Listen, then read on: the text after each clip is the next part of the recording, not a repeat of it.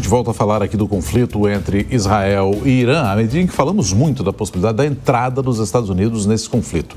Nosso editor de internacional, Fabrício Naitsky, que já está aqui com a gente, tem mais informações sobre esse cenário. O Naitsky, os russos, de algum modo, estão encarando isso de maneira tranquila ou já se pronunciaram? Estão preocupados com a possível entrada dos Estados Unidos, Nonato. O vice-ministro das Relações Exteriores da Rússia, Sergei Ryabkov, afirmou que um auxílio direto dos Estados Unidos a Israel nesse conflito poderia desestabilizar o Oriente Médio. É uma possibilidade bem real e que corrobora, inclusive, com o discurso do governo iraniano de que, caso os Estados Unidos deem um auxílio, uma ajuda direta a Israel nesse conflito, seja enviando tropas, seja emprestando, liberando as bombas necessárias para Israel atacar o Irã, que isso seria retaliado de alguma maneira, poderia desencadear algo ainda maior na região ali no Oriente Médio.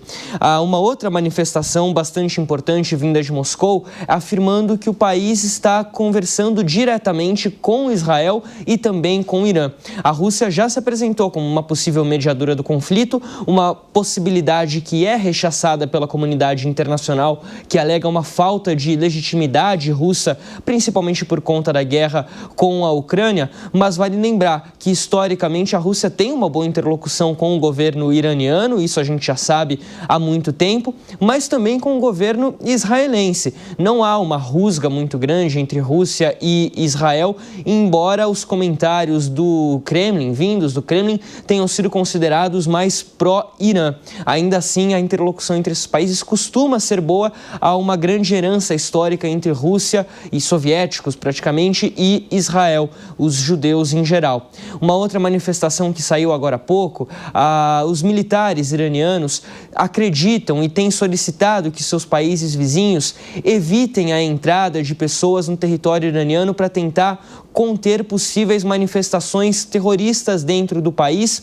ou então a entrada de agentes do Mossad. A gente sabe que o Mossad tem operado no território iraniano, isso já foi confirmado pelo exército de Israel, principalmente através de drones que são disparados de dentro do território do Irã para conter os mísseis iranianos, mas também com auxílio de carros-bomba. O Mossad tem utilizado dessa tática para danificar as instalações iranianas, para atingir os seus alvos militares no país. A Guarda Fronteiriça do Irã afirmou que espera que os países vizinhos tomem algum tipo de ação contra qualquer infiltração em potencial no território iraniano. A gente lembra, inclusive, que na última semana houve uma conversa, aliás, nos últimos dias houve uma conversa do presidente iraniano Massoud Pezeshkian com o presidente do Iraque, Abdul Latif Rashid, pedindo que o Iraque feche o seu espaço aéreo para aeronaves israelenses, o que evitaria uma grande presença de caças de Israel sobre os céus iranianos e dificultaria essa presença, esse controle que Israel tem mantido sobre o espaço aéreo do Irã. Então, o Irã pede uma ajuda dos seus vizinhos para evitar essa interferência israelense no momento e tentar possivelmente organizar um contra-ataque ali na região, Nonato. Pois é, como a geopolítica é maluca, né, Soraya e Naitsky, porque a gente teve já em anos anteriores o conflito Irã-Iraque, durou 8 anos, Israel pendendo para o lado iraniano naquele conflito. Hoje em dia o conflito é Irã e Israel e o Irã está pedindo auxílio do Iraque.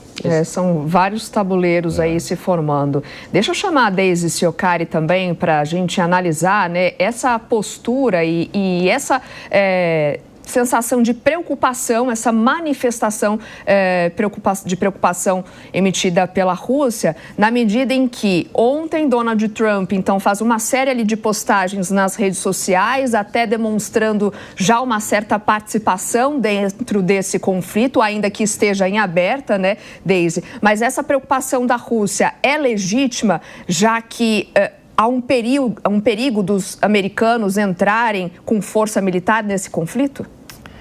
É legítima, Soraya, e também é uma tentativa de reposicionar a Rússia num tabuleiro geopolítico global que está cada vez mais fragmentado, né? Então, quando eles advertem os Estados Unidos, eles estão dizendo também que nem todas as decisões em relação a esse conflito passam somente pelo Ocidente, né? Então, eles tentam estabelecer também as prioridades da Rússia.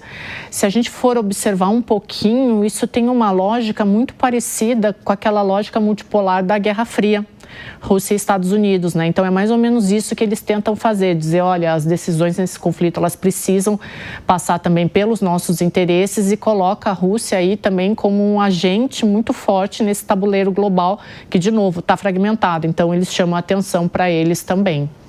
Professor Marcos Vinícius de Freitas também comenta em um minuto, professor, a Rússia tem condição de encarar mais essa frente, já que está às voltas com o conflito na Ucrânia? Existe aí uma questão, Nonato, de auxílio, porque também o Irã forneceu muitos dos drones que estão sendo utilizados na guerra da Ucrânia. Então, talvez nessa questão de auxílio mútuo deva ter aí algum tipo de situação em que eles se sintam co-obrigados a participar. Mas claro que nós não podemos esquecer que dentro do estamento político russo, os oligarcas, a maior parte deles são de origem judaica, não é? Se nós olharmos para o entorno do presidente Putin, por essa razão até que eles foram convocados na ocasião para ajudar na questão da Ucrânia. Então a gente nota que existe aí também esse aspecto doméstico com relação à proximidade com Israel. Então, Putin luta aí com uma situação complicada.